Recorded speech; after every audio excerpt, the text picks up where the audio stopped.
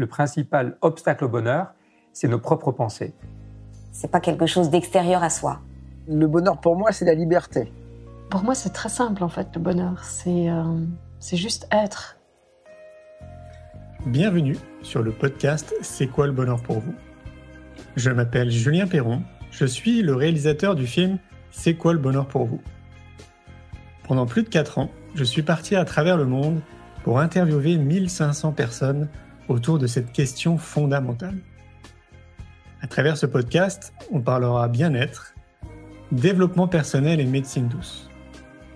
Je vous souhaite un merveilleux voyage sur la route de la connaissance de soi.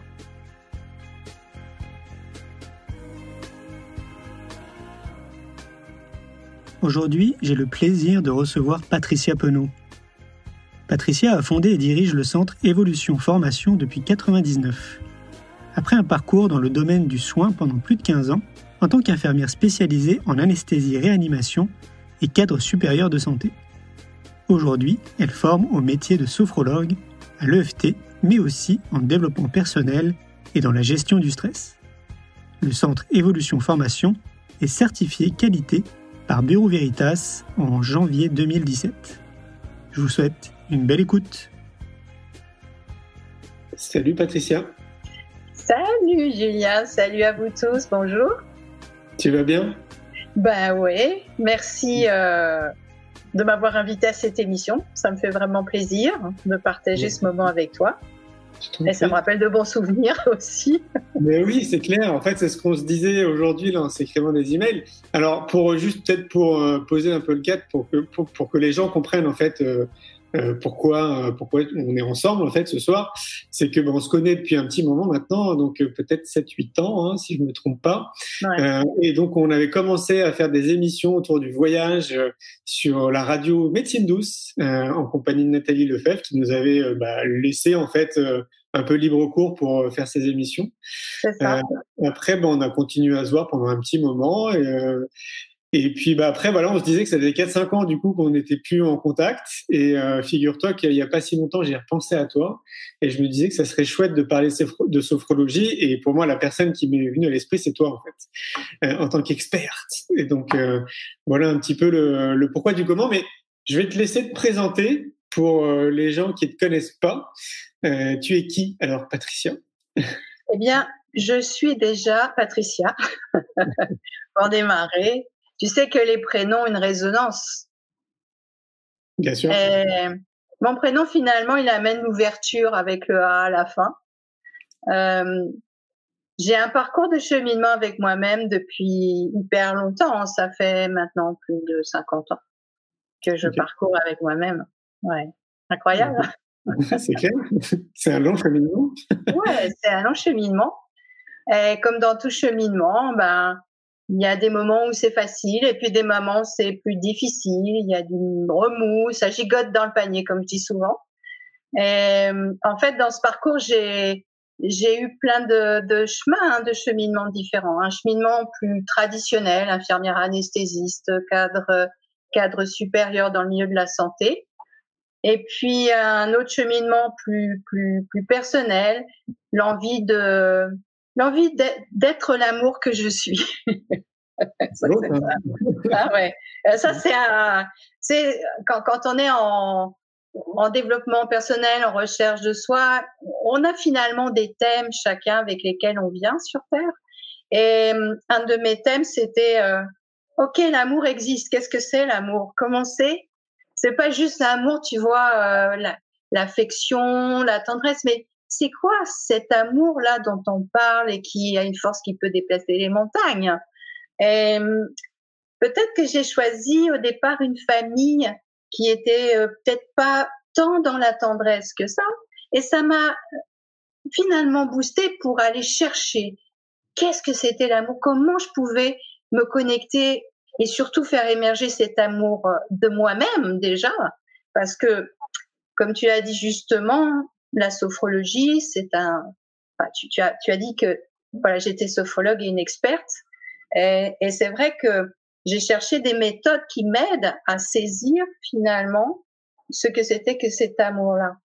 Alors, avec un parcours de 40 ans, c'est vrai qu'il y a une certaine expertise. Je ne dis pas que tout est placé parce que c'est infini finalement. Ouais. Et ce que ça a d'intéressant, l'amour, c'est que on puisse tomber amoureux de soi-même, on puisse être amoureux des autres sans forcément qu'il y ait de relations sexuelles ou autres. C'est juste être amoureuse et être amoureux de l'humain d'une manière générale. Et ça, c'est vrai que c'est quelque chose qui me plaît. Et d'accompagner les gens pour qu'ils apprennent à s'aimer eux-mêmes, c'est hyper nécessaire parce que aujourd'hui, il y a beaucoup de personnes qui sont dans le jugement d'eux-mêmes, qui se trouvent pas bien, qui se trouvent pas beaux, qu'on leur a dit ça, qu'on leur a appris ça, et qui se sont mis de côté, qui ont besoin de se retrouver. Alors, j'ai fait ce chemin-là avec moi-même, donc ça, c'est un des axes. Et avec l'amour vient la joie. Et donc, la joie, la liberté, l'authenticité, enfin des valeurs qui sont importantes. Et avec la sophrologie, ça allait bien. C'est une méthode qui allait bien dans cette découverte, je dirais, et cette expression, chacun ayant sa propre expérience. Oui, c'est clair. À ce stade-là, depuis de nombreuses années, mais tu peux nous rappeler peut-être, tu formes maintenant des futurs sophrologues. C'est ça. Donc, en fait, après un parcours dans le milieu du soin, donc j'ai décidé de monter ma propre entreprise. Et comme je dis, je marche sur deux jambes. En fait, mes deux jambes, c'est quoi? C'est l'accompagnement de l'individu pour qu'il puisse mieux s'aimer, mieux se connaître, et puis surtout pouvoir se réaliser dans ce qu'il est et pas passer à côté de sa vie. C'est vrai qu'il faut prendre conscience qu'on n'a qu'une seule vie dans ce corps-là, que ça passe vite, et puis qu'il y a des fois des événements un peu universels, dirons-nous, qui vont bousculer.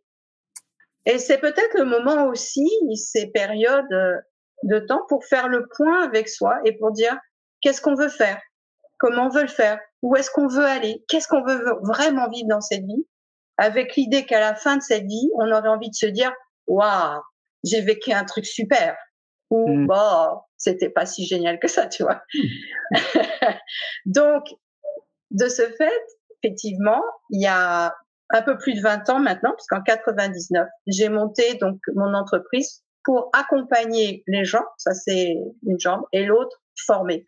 Et donc, je forme aujourd'hui aussi des futurs professionnels dans le milieu de la santé psycho-émotionnelle, si on peut dire ça comme ça, dans le développement personnel, dans l'apprentissage de soi, des sophrologues et spécialisation, des relaxologues, mais aussi des consultants bien-être émotionnel. Enfin, des axes qui me semblent importants aujourd'hui à mettre en avant et que les professionnels soient dotés aussi d'outils comme ça pour aider les gens parce que il y a vraiment beaucoup de souffrance, je trouve. Oui, c'est clair. Tu me disais, avant qu'on commence le live aussi, que tu avais mis en place des lives, si j'ai bien compris, tous les mercredis, c'est ça, pour accompagner aussi les citoyens, en fait, c'est ça? Oui, c'est-à-dire que ça a démarré lors du premier confinement, okay. Où vraiment j'ai senti qu'il y avait un malaise et qu'il fallait rester dans une vibe haute. Ensuite, tu sais, ça te parle. Mais rester dans un état d'esprit qui soit plutôt optimiste, positif. On a besoin de ça aujourd'hui, alors qu'il y a du chaos autour. On a besoin d'avoir des gens qui sont stables et qui savent alimenter de la joie, de la sérénité, même si le contexte environnemental n'est pas là. Et donc, en mai, j'ai commencé à faire tous les mercredis soirs, à partir donc de visio, des séances que j'ai offertes gratuitement, pour que les gens qui en avaient besoin puissent trouver un plan une approche d'écoute. Et donc, une partie où chacun exprimait un peu ses difficultés. Ensuite, l'utilisation d'une méthode que j'aime beaucoup, qui est le EFT, pour apaiser tout ce qui pouvait remonter et trouver du calme. Et une fois que le calme était là, je guidais une méditation inspirée en fonction du moment, du groupe et du besoin, et des gens, des citoyens, et de la Terre, y compris, parce que je suis très connectée à la Terre. C'est excellent, ça. Et tu vas le reprendre? Vu la dernière info du soir, il est possible que je le reprenne.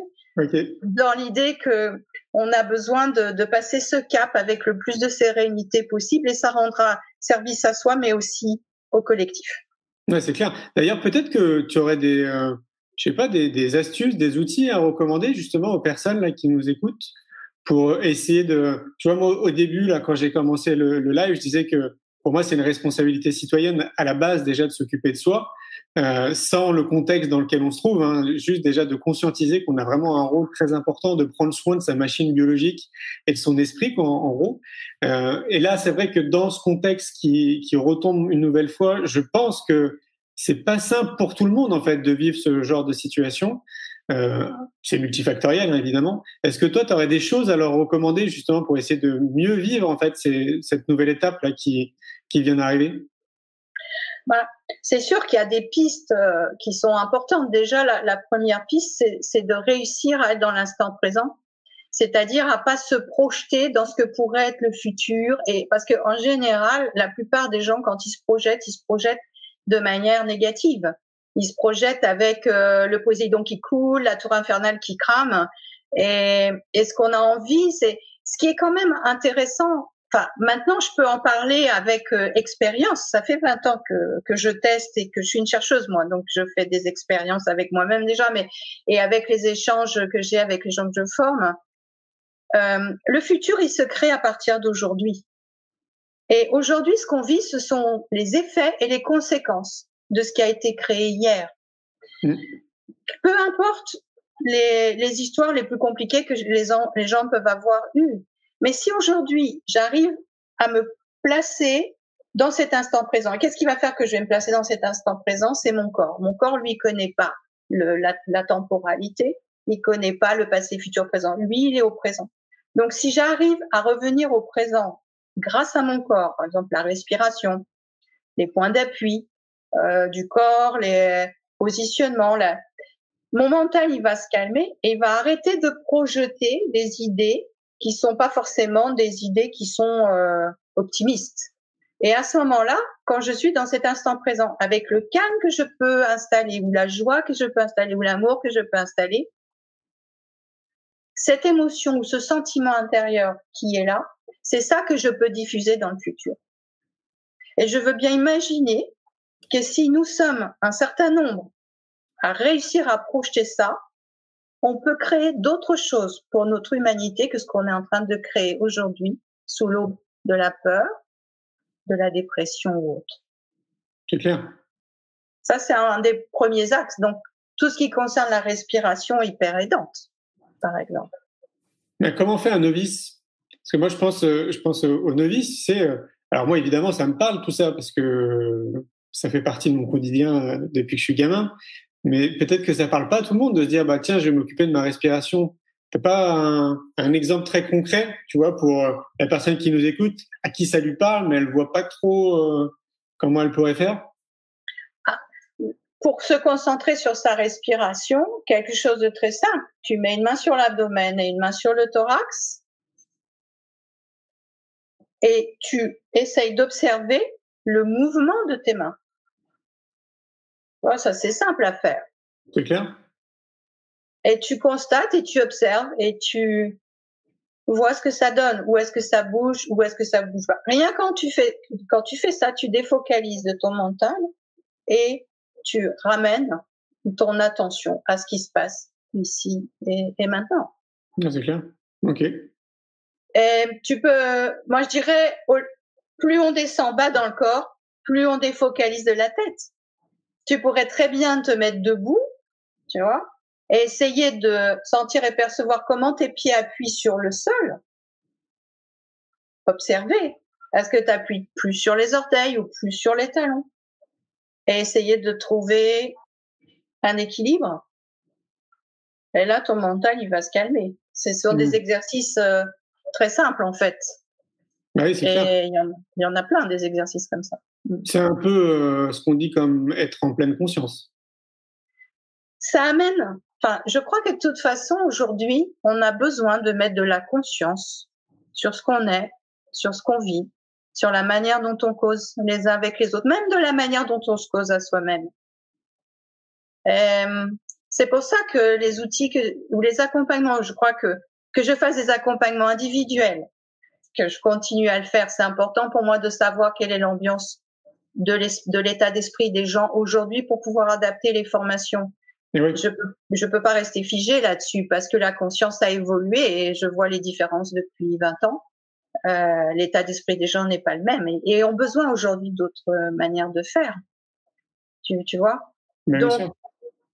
Donc, à partir de là, que je sois en accompagnement individuel ou en formation, il y a ce qui me fait vibrer et ce qui me fait vibrer et un des axes pourquoi je suis là, c'est d'aider les gens à éveiller la conscience d'eux-mêmes et la conscience du monde dans lequel on est, des possibilités qui existent.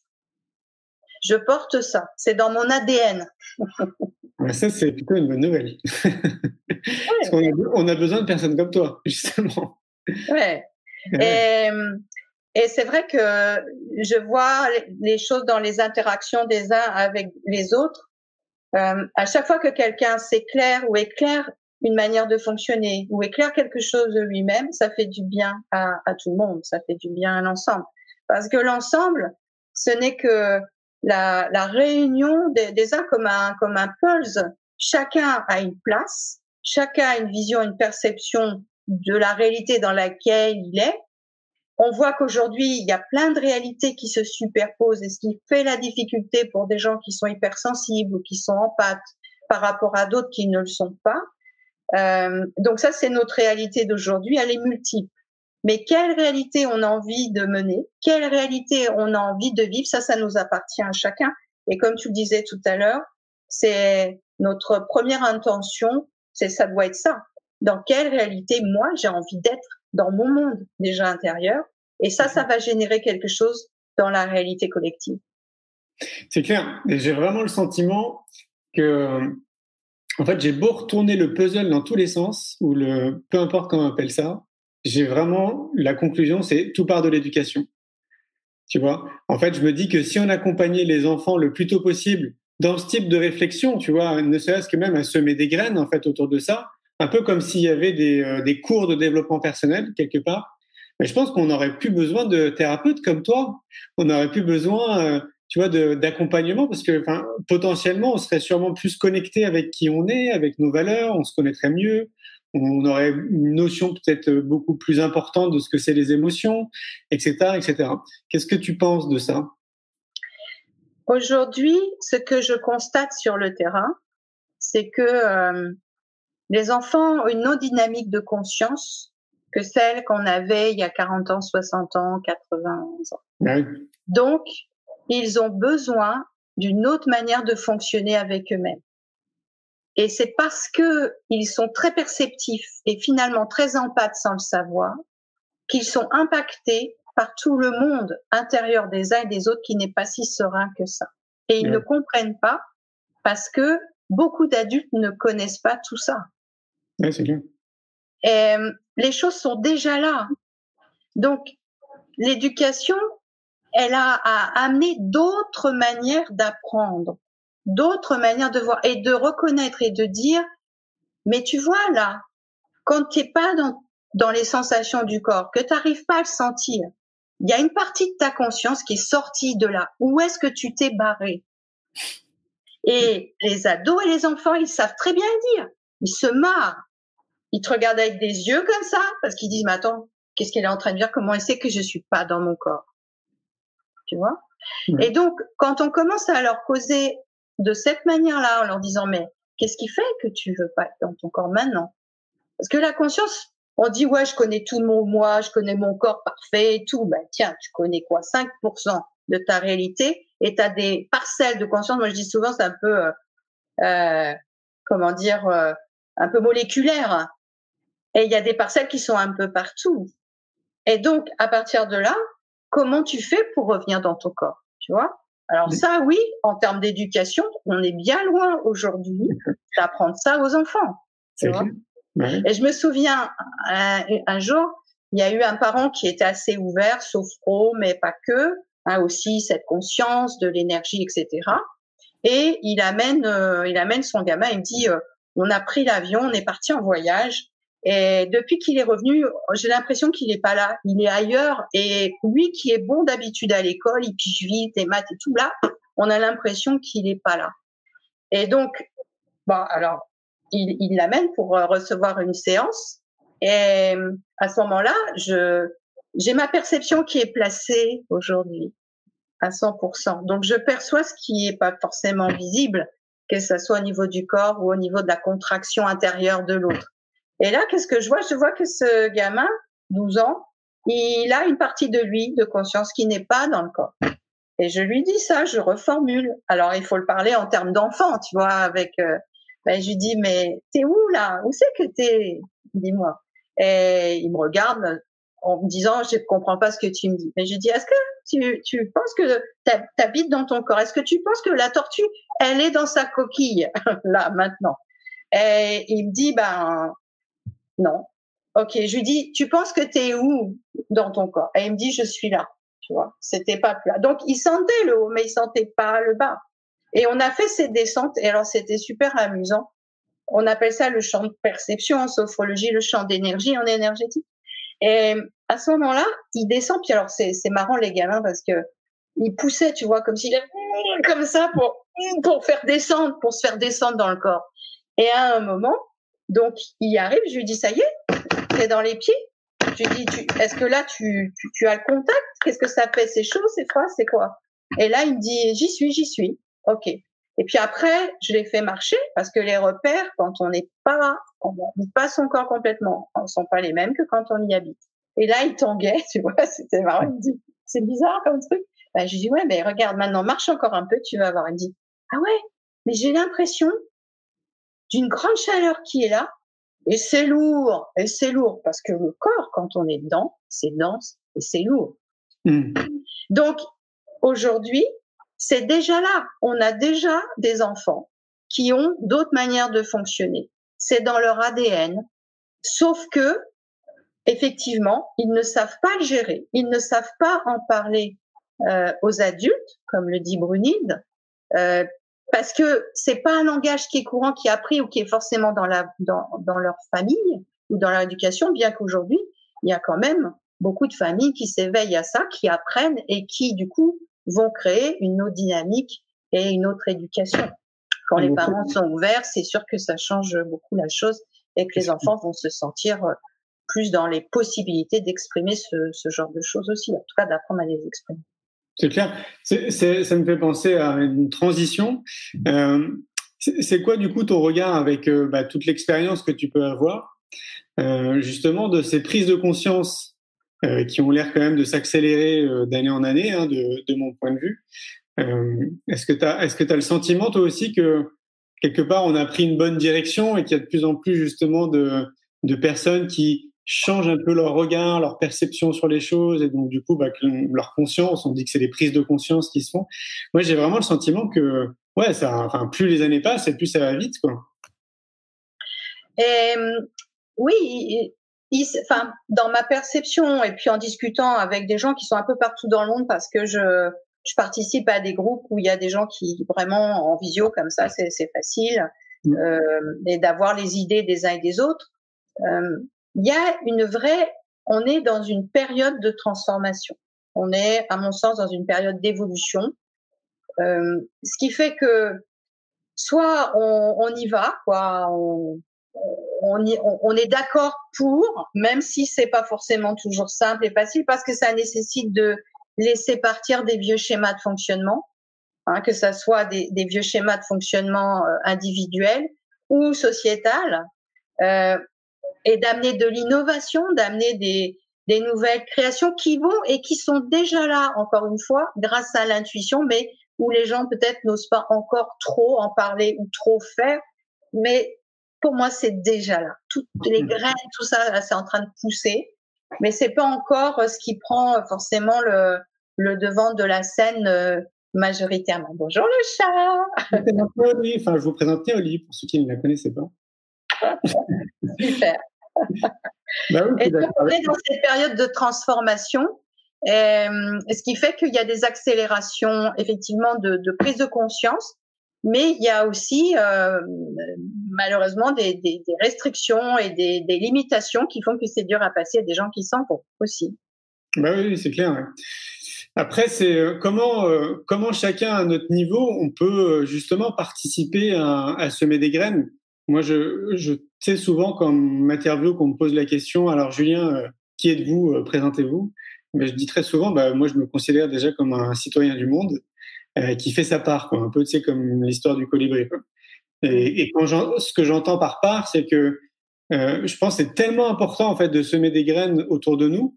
Un peu comme le disait Gandhi sur le changement que tu veux voir dans le monde, si tu as envie d'un monde qui soit plus joyeux, incarne ce côté joyeux. Si tu veux plus d'amour, incarne l'amour, etc. Et au même titre que je disais au tout début qu'on avait une responsabilité citoyenne de prendre soin de nous, je crois qu'on a une vraie responsabilité aussi dans le monde dans lequel on a envie de vivre, quoi. Et donc, de semer des graines chacun à notre niveau, je pense que c'est possible. Mais après, c'est comment en fait insuffler cette envie, tu vois, à un maximum de personnes pour que ça génère encore plus de déclics.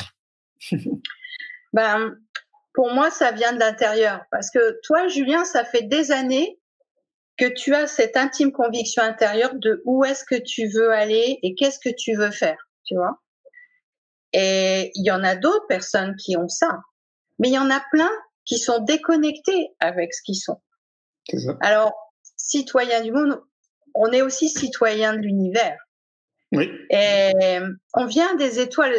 Et quand je dis ça, je viens de terminer une formation justement où on voit comment la Terre et l'univers s'est créé pour pouvoir aller rechercher cette force qui est en nous et qui vient de notre ADN. Et l'ADN finalement a passé le temps depuis les premières formes de vie sur Terre. Et comment peut-on reconnecter ça? C'est intéressant comme idée, parce que si tu reconnectes ça, tu reconnectes avec une force, tu reconnectes avec une énergie, tu reconnectes avec donc de l'assurance, tu vois, avec des choses comme ça. Et effectivement, ce qui manque aujourd'hui, c'est cette reconnexion avec l'être que l'on est, avec sa préciosité, avec son sacré, avec tout le rayonnement, avec toute la lumière qu'on contient, peu importe ce qu'on met comme définition de rayonnement et de lumière, chacun y mettra ses propres définitions. Mais pour autant, on a besoin de se reconnecter avec ce sens intime, cette valeur intime que l'on est. Et à partir du moment où on retrouve ça, on retrouve des valeurs, on retrouve une intelligence de cœur, on retrouve une cohérence. Et aujourd'hui, je trouve que ce qui manque, c'est de la cohérence. La cohérence dans ce qu'on pense, dans ce qu'on dit, dans ce qu'on fait. Et qu'est-ce qui va permettre cette cohérence? C'est à mon sens, cette connexion, cette reconnexion avec soi. Et du coup, on développe un charisme qui est le sien et on ose exprimer ce charisme. Et ce charisme va effectivement créer des vagues, des ondulations qui vont en animer d'autres. Parce que si sur cette terre, on sait qu'il y en a un qui ose s'exprimer, un autre va commencer à s'éclairer, et un troisième, et etc., etc. Et je sais que moi, ça m'a pris un peu de temps pour y arriver, parce que quand on est hypersensible, ce que je suis, on n'a pas envie d'être touché, d'être blessé par des gens qui se rendent pas compte de la manière dont ils parlent ou dont ils expriment, et sans même qu'ils le fassent exprès. Mais ils vont toucher, ils peuvent blesser. Et c'est ça qui souvent, quand je discute avec les personnes qui sont hypersensibles voire empathes, c'est ça qui fait qu'on se referme, parce que personne n'a envie d'être maltraité. En fait. C'est de la maltraitance, tu vois. Mais pour autant, au plus on se reconnecte avec soi, au plus on gagne dans cette assurance et cette reconnaissance de soi. Bon, au moins, on a peur d'être maltraité. En tout cas, on est capable de dire à l'autre, maintenant, écoute, ça suffit. On ne pense pas la même chose, on n'est pas d'accord, mais tu me parles autrement, s'il te plaît, parce que ça, tu peux le faire, même si on n'est pas d'accord. Tu n'es pas obligé de nous hurler dessus. Avec des mots sauvages, tu n'es pas obligé de faire ça. Si tu fais ça, je pleure, je te préviens. Oui, c'est clair. Mais justement, la sophrologie, parlons-en, la sophrologie peut nous amener justement à ça. Oui, bien sûr. Et c'est pour ça que j'ai vraiment eu envie de développer ce concept et pas juste la sophrologie comme une thérapie ou la sophrologie comme une analyse. Pour moi, ça n'a pas vraiment à voir avec ça. La sophrologie, c'est une pédagogie. C'est-à-dire comment on apprend à être avec soi-même et avec différentes dimensions de soi-même. Alors, la dimension du corps, Tu vois, c'est la première dimension. Et la dimension du mental, sans la deuxième. Mais il y en a encore deux autres. Mais combien de personnes connaissent vraiment leur corps, tu vois? C'est super.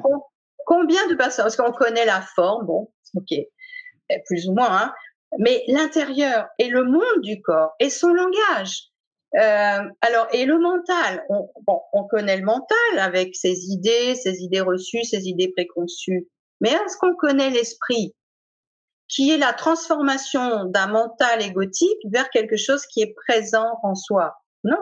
Et la sophrologie, dans ses premières techniques, ses premiers exercices, elle est là pour apprendre à savoir piloter le corps, tu vois, comme une voiture. Faut que tu apprennes à le piloter, à décoder ses messages. Comment tu fais si tu veux aller bien dans ton corps, et puis à piloter le mental, mais surtout pour sortir du jugement, apprendre à avoir un état d'esprit plus ouvert, s'ouvrir à différentes possibilités, et de cet état d'ouverture d'esprit, d'arriver à être présent à l'intérieur de soi pour être en cohérence, au moins corps, esprit, et sans jugement. Et c'est à partir du moment où on commence à être dans cette cohérence corps-esprit qu'on peut dire qu'on s'adore, qu'on s'aime. Et c'est pas de l'ego, d'avoir une vraie reconnaissance de sa valeur, parce que des fois il y a souvent confusion. Et aujourd'hui, ce qu'on peut constater avant de commencer tout ce parcours, c'est que on est un peu comme dans une cage, et des fois la cage elle est complètement occultée, donc on ne sait même pas ce qu'il y a dehors. Mais quand la cage commence à être désoccultée, on commence à voir les choses, à avoir conscience des choses. Mais on est encore bloqué dans sa cage parce que la cage, elle nous amène quelque chose qui est sécuritaire, même si on n'aime pas d'être emprisonné. Et puis après, la porte, elle s'ouvre. Mais on a les chocottes, tu vois, c'est l'oiseau dans la cage. Il se dit, est-ce que j'ai mes ailes qui sont assez fortes pour pouvoir voler? Et puis si je peux voler, aller partout, où est-ce que je vais aller? Et c'est vrai que ça peut être effrayant. Mais si je réussis à me connecter avec mon sens de motivation profonde, si je réussis à me connecter à mon âme, finalement, au sens freudien du terme, c'est-à-dire cette partie intime qui est dans la profondeur de moi-même et qui sait ce pourquoi je suis là, si je me connecte à ça, je peux sortir de la cage en ayant fortifié mes ailes et aller où je veux, parce que je sais que j'irai là où c'est bon pour moi et pour l'ensemble. Donc la sophrologie, c'est tout ce parcours finalement qu'elle amène, une vraie pédagogie du soi pour exister pleinement. Pardon ? Pour exister pleinement et pas tout seul dans son monde, mais en interrelation avec l'environnement, avec les choses, avec les gens, et ramener de la cohérence. C'est bien que tu le présentes de cette façon, parce que je pense que dans l'inconscient collectif de beaucoup de personnes, la sophrologie est souvent assimilée à des exercices de relaxation. Mais évidemment, il y en a, mais c'est pas que ça, quoi. Et je pense que là, tu l'as bien déployé, en fait, dans sa définition. Et c'est ça, c'est-à-dire que la manière dont on va parler de la sophrologie, ça dépend du cadre de référence des uns et des autres. Tu as un médecin qui est sophrologue, il va en faire une sophrologie thérapeutique. Vous avez de l'asthme, on va faire des exercices pour vous apprendre à mieux respirer. Ouais. Tu vois, si tu as quelqu'un qui est psychanalyste, il va faire de la sophrologie parce qu'il s'est formé, mais il va vouloir résoudre les choses passées qui ne le sont pas en les inventant avec les techniques de sophrologie. Tu vois, bon, c'est vrai que moi j'ai une fibre initialement de pédagogue, donc forcément je garde l'état d'esprit de son fondateur qui est une pédagogie de l'existence. Comment peut-on apprendre à vivre et à exister? On parle souvent de l'art de vivre. Tu vois, c'est vrai, avoir quelque chose, un confort qui nous convienne, peu importe ce qu'on met sous le terme confort. Mais l'art d'exister, c'est pas parce qu'on est à la naissance qu'on va savoir exister.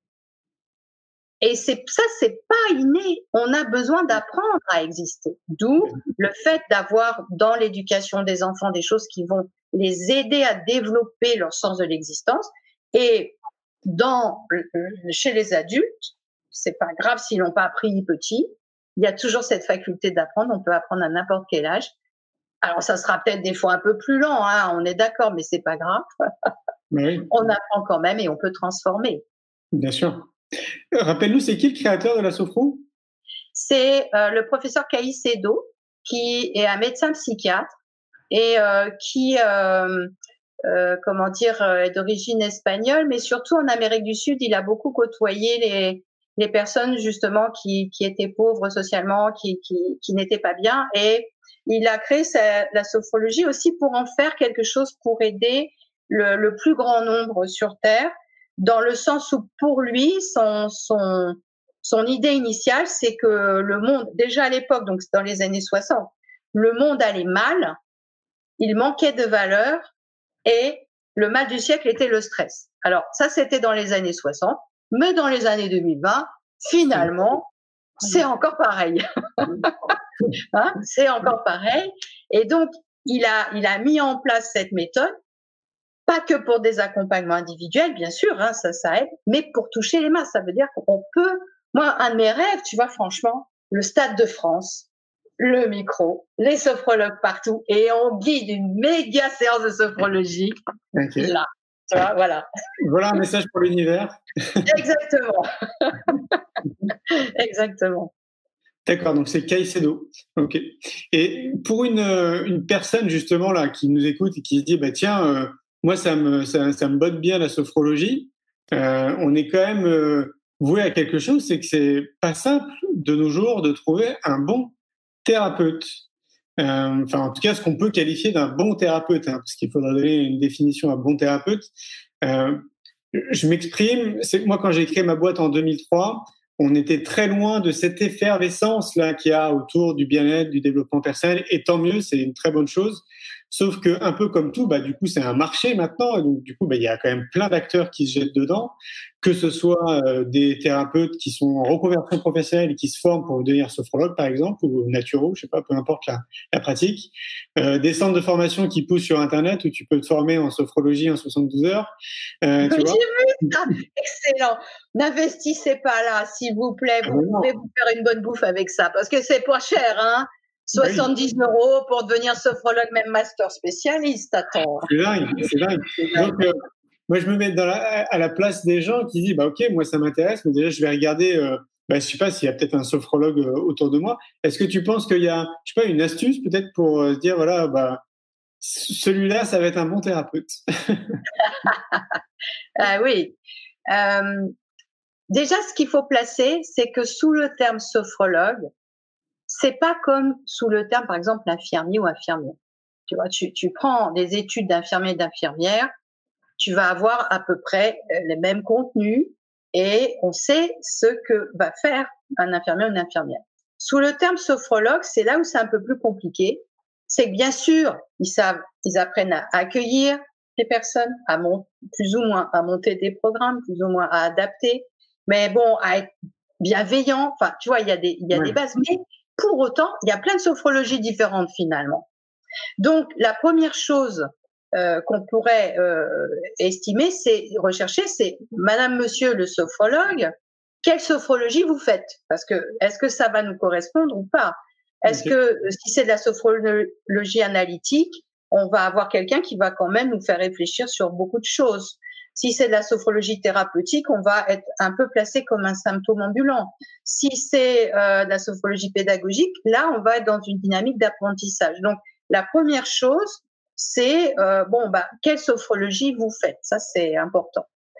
La deuxième chose, moi, c'est vrai que j'ai gardé toujours, et je l'enseigne, le premier rendez-vous gratuit qui dure une demi-heure, mais où on n'est pas là pour commencer des exercices. On est là pour échanger, pour voir si la sophrologie va correspondre. On est là pour déjà créer une alliance. Et si ça marche, c'est possible. Si ça marche pas, c'est pas grave.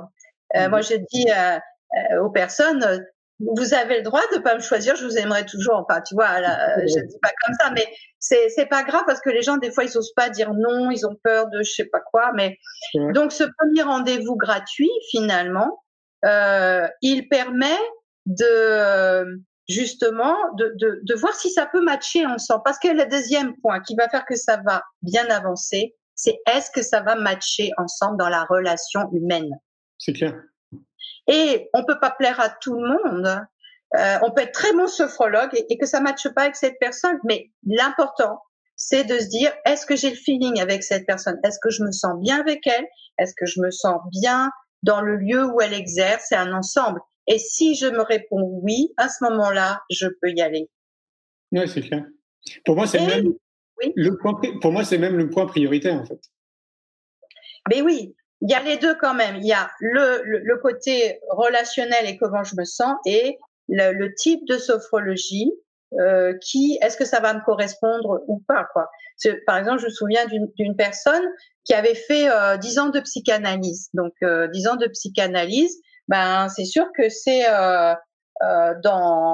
beaucoup dans la tête. Et là, son médecin, il y a des médecins qui conseillent aujourd'hui la sophrologie beaucoup plus qu'il y a 10 ans, 15 ans. Lui avait conseillé la sophrologie. Et c'est vrai que si cet homme avait trouvé un sophrologue ou une sophrologue analyste, il aurait continué à boucler dans la tête. Et en fait, il m'a trouvé. En tant que sophrologue plutôt phénoménologique et pédagogique, en tout cas centré sur l'humain, centré sur l'être et son évolution. Donc, il y a eu tout un parcours avec lui pour qu'il arrive à se déconnecter de la tête et arrêter de vouloir tout comprendre tout le temps, de faire du lien tout le temps, parce que c'est avec ça qu'on sort quand on a fait une psychanalyse longue, et de revenir au corps et juste de dire comment je me sens, c'est quoi le sentiment intérieur que j'ai, est-ce que c'est détendu, est-ce que je me sens bien, est-ce que je me sens contractée. Et il a fallu plus de 3 mois pour réussir à faire ça. Mais après, voilà, il a connecté d'autres choses avec lui-même. Et donc, une ouverture qui s'est faite aussi autrement. Ouais, donc pour résumer, ce qu'on pourrait leur dire, c'est idéalement tomber sur un thérapeute qui vous propose une séance gratuite d'essai. Alors, c'est pas forcément une séance gratuite d'essai. Parce que, si tu veux, c'est une séance gratuite d'entretien qui va permettre de voir ce que la personne veut, de savoir ce que la personne veut, et de savoir si la sophrologie va être utile pour elle et si moi, sophrologue, je peux l'accompagner. Tu vois? Et il y a un échange à cet endroit-là pour savoir si ça match ou pas.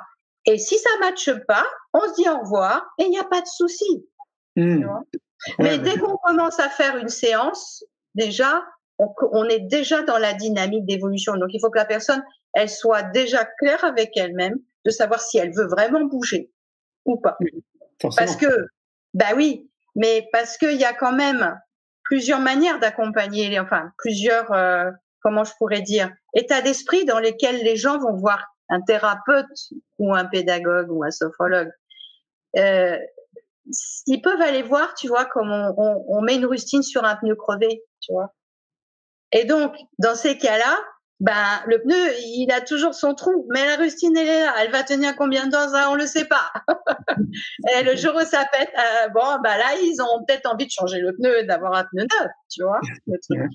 Donc, ces personnes-là, des fois, avec ce premier entretien, peuvent très bien se dire, mais finalement, non, peut-être que c'est pas le moment encore pour moi. Et c'est respectable. Il n'y a aucun souci là-dessus. Parce que dès qu'on entame quelque chose comme ça veut dire qu'on profondément, déjà on en a marre de ce qu'on vit aujourd'hui. On ne sait pas comment faire pour aller vers autre chose. Et même des fois, on ne sait pas vers où on veut aller. Tu vois, c'est quand on est déconnecté avec soi. Et donc, ça veut dire qu'il va y avoir du mouvement. Il va y avoir du changement avec soi. Alors, faut pas non plus avoir les chocottes, hein. C'est pas parce que je fais un accompagnement avec quelqu'un que je vais passer de blonde, forte poitrine à brune, faible poitrine. Hein. Ça va pas marcher comme ça pour les femmes. Hein. Les hommes non plus. Mais on va évoluer, on va changer, on va prendre conscience, on va se connecter avec soi et c'est sûr que ça va gigoter dans le panier avec son entourage. Parce que aujourd'hui, ce que je constate, une des grosses problématiques, c'est la dépendance et la dépendance affective. Ah, mais très clairement, bien sûr. Et donc, pour sortir de ces dépendances et de ces schémas qui sont des fois ancestraux, culturellement ancestraux, c'est du boulot.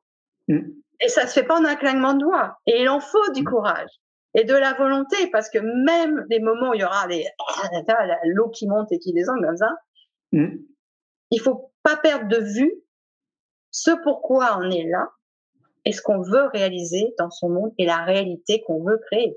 Et là, je reviens encore à ce point de départ qui est soi. C'est clair. On a toutes nos informations à l'intérieur de nous-mêmes. Notre corps les contient. Notre être entier les contient. Et c'est vrai que c'est dur de sortir de la dépendance affective. Et c'est pour ça que c'est un accompagnement qui doit se faire. Et ça, c'est sûr que c'est pas en 1 mois, en 2 mois.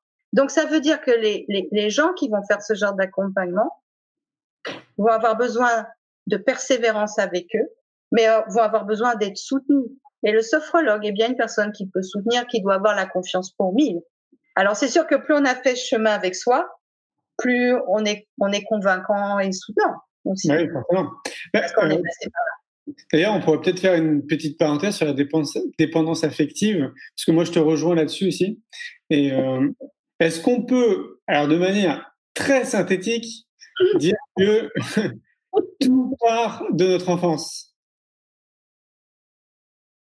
Je réfléchis à la question. Tout part de notre enfance. En fait, de l'histoire qu'on a eue avec nos parents, ouais, tu sais, de cette enfance-là, en fait, tu sais, de ce qui nous a construit, en fait. En tout cas, moi, c'est une des conclusions que j'en ai tirées de mon observation. Parce que ouais, c'est bien que tu en parles, parce que c'est vraiment une observation que je fais depuis quelques temps. Un peu comme si c'était un phénomène comme le stress, tu sais, ambiant de notre société. Et donc voilà, cette petite conclusion que j'en ai tirée, c'est que comme beaucoup de choses, ça vient de ce qu'on a vécu dans notre enfance, des rapports peut-être qu'on avait avec nos parents, avec nos frères, nos sœurs, avec la fratrie, etc. Je me trompe ou c'est trop synthétique peut-être? Non, à mon sens, je te rejoins, c'est un des axes, mais c'est pas le seul. Okay. Aujourd'hui, je peux constater que c'est vraiment multifactoriel. Donc, un des axes, c'est la manière dont on a vécu l'éducation qu'on a eue ou pas. Parce qu'on dit éducation, mais des fois, c'est pas tant que ça. L'amour qu'on a reçu ou pas. Enfin, ça, il y a un des axes qui est là, mais pas que. Il y a aussi, à mon sens, un autre axe de cette information que l'on a en nous-mêmes qui peut être inhibée ou pas en fonction de son propre tempérament, tu vois. Tu vois, regarde, imagine un plant de carottes, tu vois. Oui. Et le jardinier, il est super bon, imagine. Tu vois. Ou on a un carré de carottes avec un super bon jardinier, un carré de carottes avec un jardinier archi nul, tu vois. Et pourtant, toutes les carottes vont pas pousser de la même manière. Il y en a même qui vont bien pousser avec un jardinier archi nul. Et d'autres qui vont mal pousser avec un bon jardinier. Parce que la carotte, elle porte en elle-même quelque chose qui lui est propre. Okay. Donc, à mon sens, on peut pas dire c'est l'éducation qui fait. C'est un ensemble, y compris notre propre identité intérieure, si tu veux, pas juste psychologique, mais intérieure, qui va aussi contribuer. Et ce qui va faire que ça va aider plutôt ou soutenir ou pas, c'est l'agencement des différentes interrelations. Ouais. On peut très bien avoir une carotte qui est vraiment triste, qui vient comme ça, et un jardinier qui est tellement aimant que la carotte va apprendre l'amour avec ce jardinier-là. Ouais. Donc, bon, et après, il y a toutes les influences. Il y en a d'autres. Bah oui, culturelles. Inconscientes, ouais, voilà. Ouais. Hein, les cultures, les religions, qui emmènent depuis des décennies, des millénaires, que dis-je, et qui ont impacté une certaine manière de fonctionner. Puis des fois, c'est comme ça. Ah ouais, c'est clair. Ouais. Et donc, c'est pas aussi qu'un axe. Il y a vraiment, à mon sens, plein d'axes différents qui se croisent et s'intercroisent. Et l'humain, dans tout ça que nous sommes, doit se dépatouiller avec ça. D'où l'intérêt, des fois, de pas rester seul. Et si le budget le permet, parce que des fois, c'est aussi une question de budget, de choisir de se faire accompagner pour pas rester dans sa douleur ou dans sa souffrance. Mais c'est clair. Oui, j'ai bien précisé que c'était très synthétique. Ouais.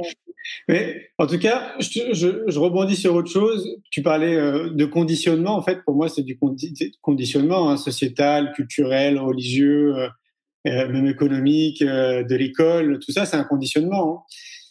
Et c'est vrai que c'est pas évident Je me mets à la place des gens qui, à un moment donné, par exemple, dans ces prises de conscience qu'on peut avoir là de plus en plus, qui ont un déclic à un moment donné, tu vois, peu importe comment il arrive, mais qui a un déclic et qu'on prend conscience d'un coup, en fait, de beaucoup de choses.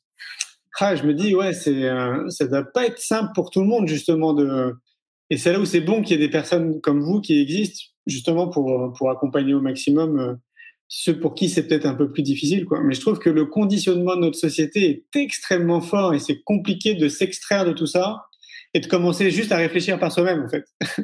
Rien que ça, oui. déjà, c'est exemple. Oui.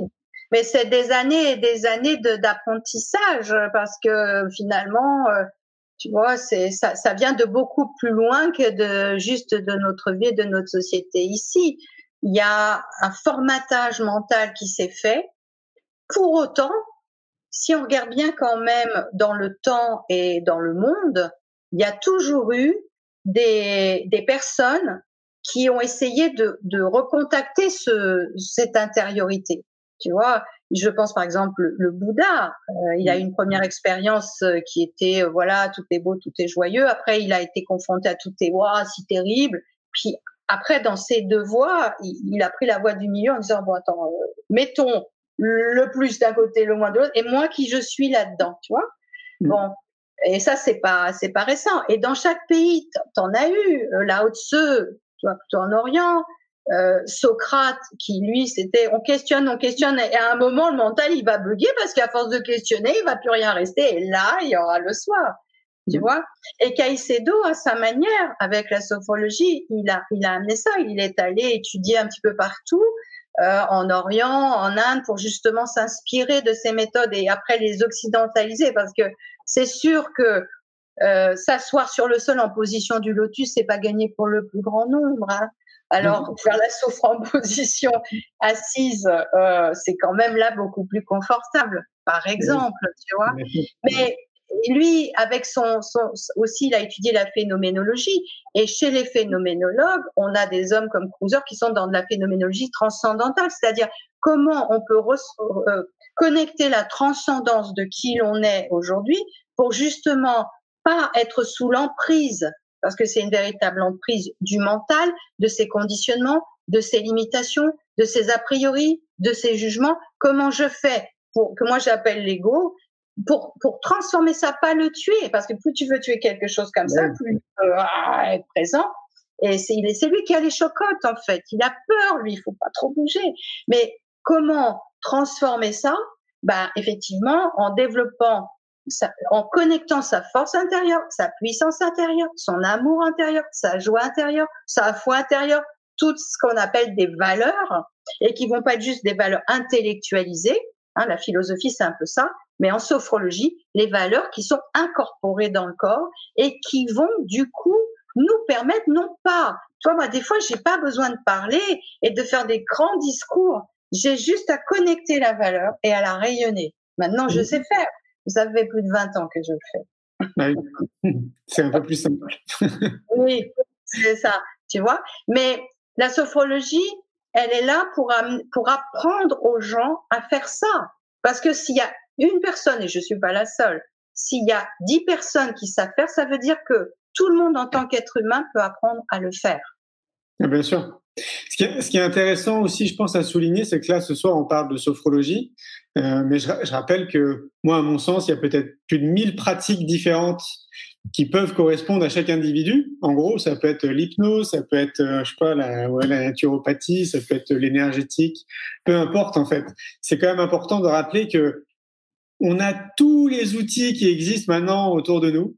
On a plein de professionnels, on a plein de livres maintenant. Il suffit aussi d'aller dans n'importe quelle librairie. On a des pans entiers de livres en développement personnel dans lesquels on va retrouver forcément aussi tes bouquins.